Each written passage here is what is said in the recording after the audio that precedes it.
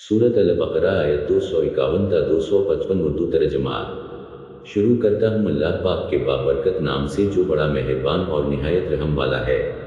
नतीजा ये हुआ कि इन लोगों ने जालूत के लश्कर को खुदा के हुक्म से शिकस्त दे दी और दाऊद अलैहिस्सलाम ने जालूत को कत्ल कर दिया और अल्लाह ने इन्हें मुल्क और हिकमत अता कर दी और अपने इल्म से जिस कदर चाहा दे दिया।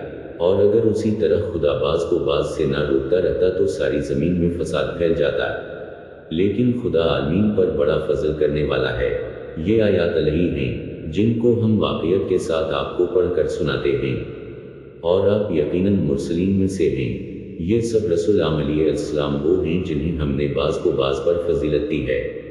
इनमें से बाज वो हैं जिनसे खुदा ने कलाम किया है और बाज के दर्जात बुलंद किए हैं। और हमने ईसा अलैहिस्सलाम बिन मरियम को खुली हुई निशानियां दी हैं और रूह अल-कुद्स के जरिए उनकी तायद की है।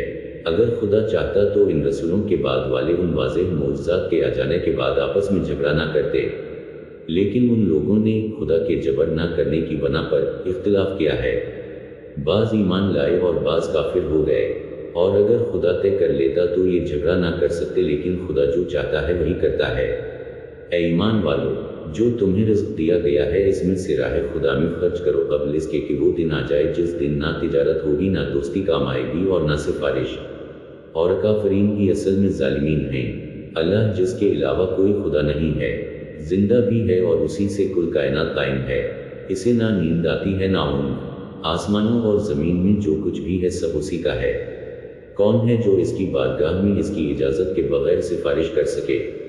वो जो कुछ उनके सामने है और जो पबो पुष्ट है सबको जानता है और ये इसके इल्म के एक हसा का भी अहाता नहीं कर सकते, मगर वो जिस कदर चाहे। इसकी कुर्सी इल्म और इक़्तिदार ज़मीन व आसमान से वसीतर है और उसे उनके तहफ़्फ़ुज़ में कोई तकलीफ भी नहीं होती। वो आली मर्तबा भी है और साहिब अज़मत भी।